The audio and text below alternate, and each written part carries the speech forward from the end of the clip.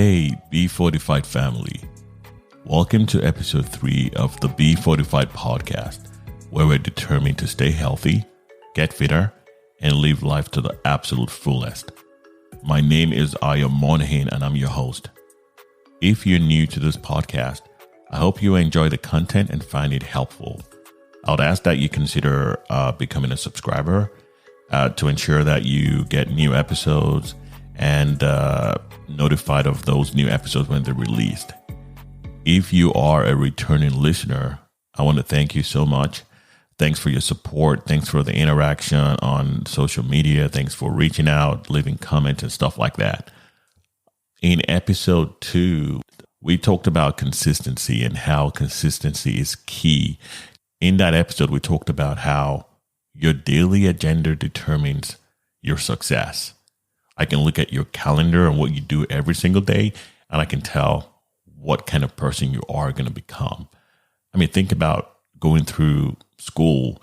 Your aim was to get a diploma or to get a certificate or to get a degree. You had to turn up in class every single day. You had to do the assignments. You had to do the exams. That is consistency. I mean, same thing with regards to health and fitness. You have to be consistent. And think about this, right? In Fortyfied, we're not about fast fitness. You want fast fitness? You can go somewhere else. But at Fortyfied, we're about realistic achievements that would show up over the long run. Today's episode is titled, Who is in Your Corner? Who have you got in your corner? Now think about a boxing ring and how each of the boxers have got a team behind them and they have a corner that they stay, and they have a coach, be a health professional. They have someone who's going to help them wipe the blood off their face. They have a team of people that study the opponent and tells them, you need to give them a right jab and a hook and stuff like that. So we're talking about who is your supporting structure? Who have you got on your side? So basically, who's cheering you? Who's challenging you? Who's encouraging you to take one more step? Who's walking that step with you? Who's encouraging you to go one more mile? Who's walking that mile with you? Who's telling you to do one more rep? Have you heard the saying, 12th man or the 12th player? If you are familiar with football, and I'll pause for a second, okay, football. You play football with your feet. That's all I'm going to say. So if you're familiar with football, that some people call soccer, okay? When I'm talking about real football, it's called football, okay? If you're familiar with football, you know that every team has 11 players on their side. It could be 11 men, 11 women, or 11 children. Every team has 11. Now, the term the 12th man or the 12th player refers to the crowd. Every football team has a crowd of supporters that support them and cheer them on and encourage them. I just got back from a football tournament today, actually.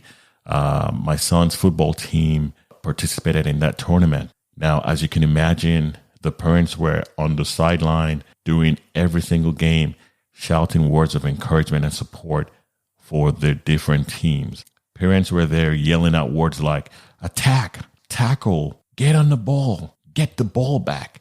Well done, great job. Keep your head up, don't give up. After the game, I asked my son how he feels when he hears me and other parents calling his name and cheering him on. These were his words. It makes me push harder and want to give my very best. He also went on and told me that he and his teammates support each other and cheer each other on during the game, especially after making a mistake or missing a scoring opportunity, and how that makes him feel better. Apart from supporting the football game at the grassroots level, because my son plays football at the grassroots, I also love watching football games live at the stadium. And I mean the big games, right? The atmosphere is always electric. Now, what makes it electric is the crowd. The crowd, you have the people cheering for their teams. If you've never done this before, you need to sit with the away supporters, because in every football match, you have the home supporters and you have the away supporters. Now, what happens is the away supporters are a fraction of the home supporters. I mean, maybe a tenth of the home supporters. Now, these guys are the loudest in the stadium. They're there shouting throughout the game. It's crazy. Now, I've been to so many games where I sit with different away fans just to have that crazy experience. I pay for a ticket where I'm supposed to sit down, but guess what? You're standing throughout the game because you're shouting, you're pushing the team. If you've never tried it, I'm telling you, you need to sit down with the away team and get a feel of it. Been to many games, I've seen how footballers respond to shouts from the crowd. I've seen them respond to chants from the crowd like attack, attack. And how supporters sometimes persuade their players with a sense of urgency at the closing minutes of the game. In episode 1 of the podcast, we had a little physics lesson where we examined Newton's first law of motion. In today's episode, we will touch briefly on the subject English, looking at nouns and verbs. The word support can be used as a noun or a verb. As a noun, support means to hold up, carry, or bear all or part of the weight of something, which in effect means like, a brace or something to reinforce. As a verb, support is a thing that bears the weight of something or keeps something upright, like a pillar, a post, an underpinning, or even a foundation. Okay, so that's it for the English lesson for today. Can you tell me this? Who are you supporting on their fitness journey, and who is supporting you? Who is providing you encouragement to go further and not give up? Who is that person that encourages you or challenges you? Who is the person that you are providing encouragement to and you are challenging? Do you realize the power of your words?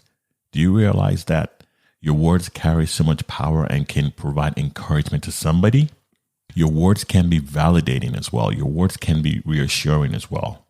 Now, if you understand what it means to support someone else and help them achieve their goals or dreams, or if you've been helped by somebody to get to where you are, then you likely know the importance of support and having someone cheering you on.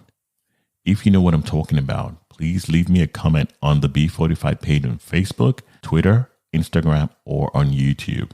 Also, you can head over to www.b45.com where you can actually record an audio message.